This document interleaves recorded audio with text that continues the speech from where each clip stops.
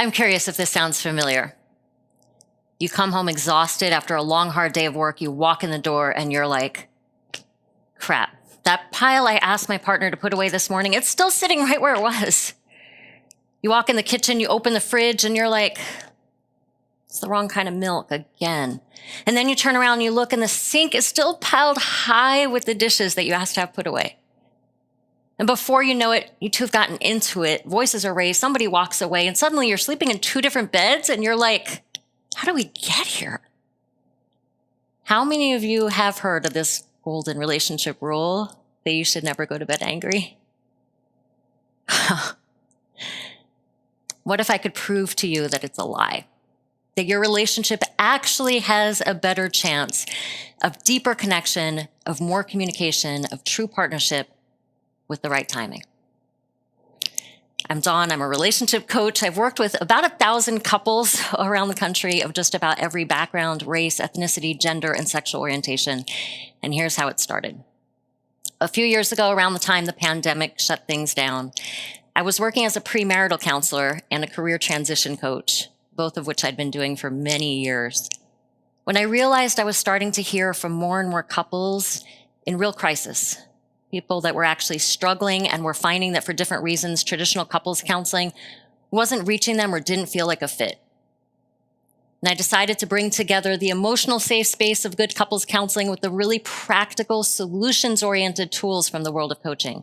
So I dove deeper into studying more the neuroscience of habits, of effective decision-making, of patterns, and why we seem to repeat ones even when they're not working for us, and of how and why it can seem to be like the person we think knows us best in the whole world often doesn't seem to see or hear us at all. Bringing me here to share with you the problem first in 2.5 parts. Part 1, waffle spaghetti. Waffle spaghetti is shorthand. It was coined by relationship specialists Bill and Pam Farrell to describe the very real ways in which men and women's brains tend to be different. There are many of them, and one of the people who writes about this a lot is Dr. Gregory Jantz. Dr. Jantz is a member of the White House Roundtable on Opioid Abuse and the founder of the Center, A Place of Hope, focused on whole person care.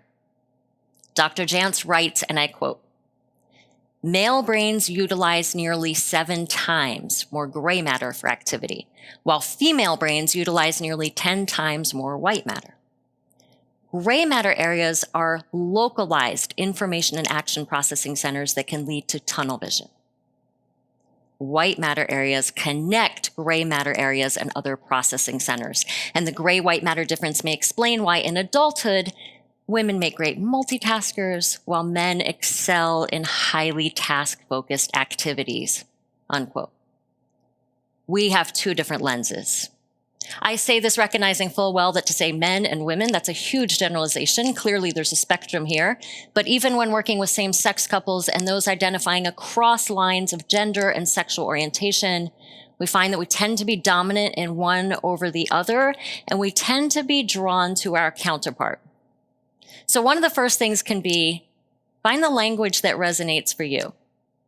I have a spaghetti who says, "I think I'm more of like an angel hair." I have another who says, "My brain's like that dry spaghetti. You have to break it to stuff it into the pot. Real Italians are cringing." I have a waffle who says, "It's rainbows and unicorns most of the time in there. And when it veers from that, it starts to feel really chaotic."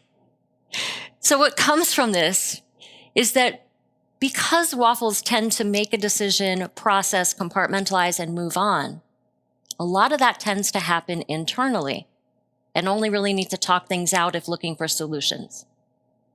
Spaghettis, we form associations all over the place. So one thing is going to remind us of similar scenarios, past, present, and future, other people where we've seen this, and we often need a safe space to talk things through, to unravel it, not because we need it fixed. So remember those dishes in the sink. Spaghetti comes home and is like, "Why don't you listen to me? I don't understand. Why are they still there?" And Waffle's like, "Whoa, I had a busy day. I forgot. I'll do it right now. What's the big deal?" At which point Spaghetti is like, "I don't get why you don't hear me. That pile is still sitting by the door. The wrong kind of milk is in the fridge. That thing I asked you about last Tuesday, you still haven't done that.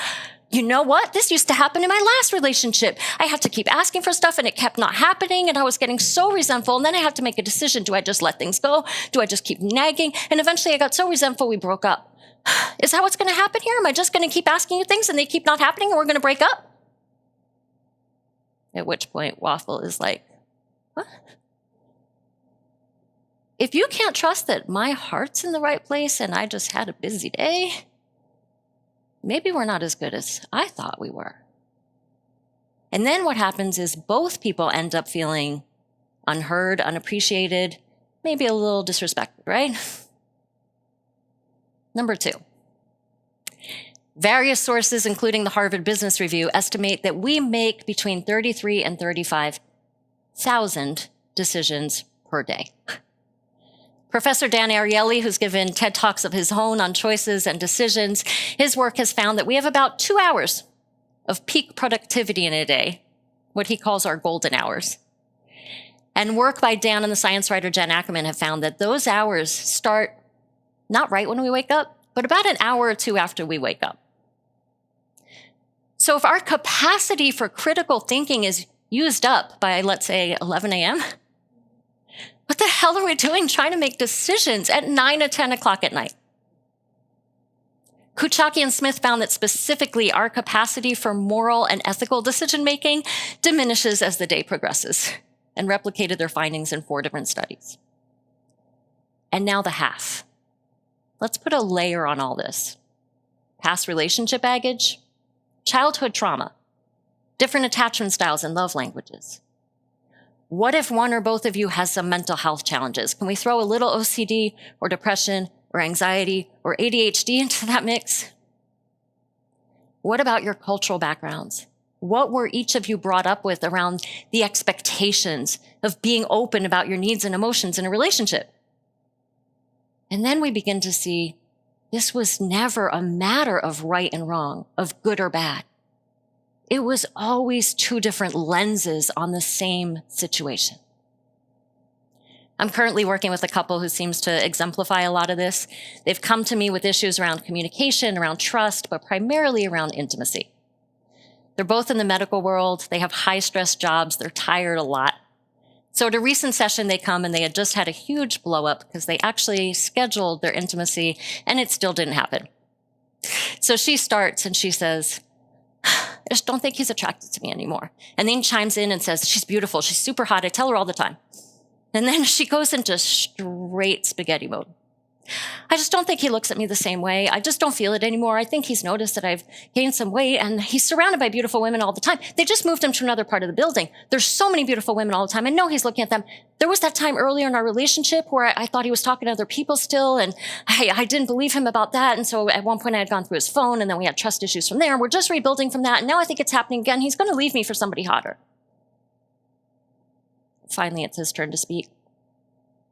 I ate too much for lunch and got sleepy. He tells me.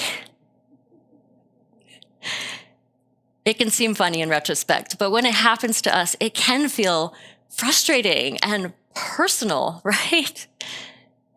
No wonder I feel a connection to all of this. I've struggled my whole life with anxiety. I'm saddled and gifted with over-the-top ADHD and sensitivity. I feel intensely, I speak my mind freely, I run like a motor in hyperdrive about 23 hours a day, and patience, not one of my virtues. I'm also a spaghetti, like all the way on that end of the spectrum. So I have had more than one waffle partner see me get a little worked up and say some version of, relax, chill out, maybe a little space here. If that person walks away and I'd been feeling a 7 or an 8, now I feel like an 11. The good news is solutions are simple. Doesn't mean they're easy because we are wired to repeat our old familiar ways. So give yourself some grace as you try these out. First thing, just see if you can start to notice these different lenses and call it out. A lot of my couples use waffle and spaghetti as verbs now, like, oh, I can see the waffling, there you go spaghettiing. And sometimes just that takes the edge off a little. Next, use timeouts to your advantage. So have maybe a mantra, something like, oh, I can see we're doing that thing. I love you. We got this. Let's take a break for X amount of time. And if that feels like way too much to say when you're already dysregulated, just have a sign that means that, right? Timeout, maybe a heart hands, but decide in advance how long is that window, okay? I recommend 20 or 30 minutes or an hour. So I've got your first homework. If you are partnered up, you're going to make a commitment to get with your boo by the end of the day today. And you are going to decide, are we doing a mantra or a sign, and how long is that window? And the commitment is, when that time is done, we check back in with each other, but it might be to say, I need another hour. It might be to say, I'm back, but let's drop it. And it might be to say, all right, I'm ready to talk. In which case, maybe do a check that it's around those golden hours, and if it's not, assign it a different time. When you do sit down to talk, I recommend doing active listening. Active listening is super basic. Many of you have probably done this in some way, shape, or form through a business setting or at school, but it works because it's designed to stop our brains from figuring out what we want to say next and being defensive and reactive and actually staying present. So one of you is partner one and is going to share how you're feeling about the situation, even if you feel like you've shared it 1,000 times. But concisely, my spaghettis, that's for you. 1 to 2 sentences max is about how much our partners can remember. Partner 2, you are just listening. And when partner 1 is done, you're going to try repeating the actual words. No paraphrasing, no assumptions, no putting it through your filters. And once partner 1 is able to say, okay, you got it or close enough, you switch. Partner number 2, you share your side. Partner 1, you listen and repeat. Then you two move into solutions mode. One of you comes up with a rough draft of a concrete, measurable solution. Remember those dishes? I don't mean listen to me better next time or stop making a big deal out of things. I mean, how about something like, you know what, for the next 2 weeks at 7 o'clock, let's both spend 5 or 10 minutes cleaning up whatever's left in the kitchen. Or how about we finally put up that chore chart we've been talking about and we can check it off? The other person repeats what they heard, and then they can accept or reject it. But if you reject the solution, it's on you to propose a counter concrete measurable solution. You two don't leave the table until you've agreed to something that works for the partnership. So to sum up for you, the next time you and your sweetheart get upset about something, see if you can notice each other's lens, use timeouts wisely. When you do sit down and talk, share concisely, listen deeply, be creative in your solutions, and give yourselves some grace.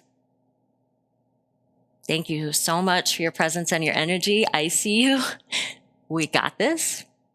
I'm going to step away now, and maybe we could talk tomorrow morning over coffee.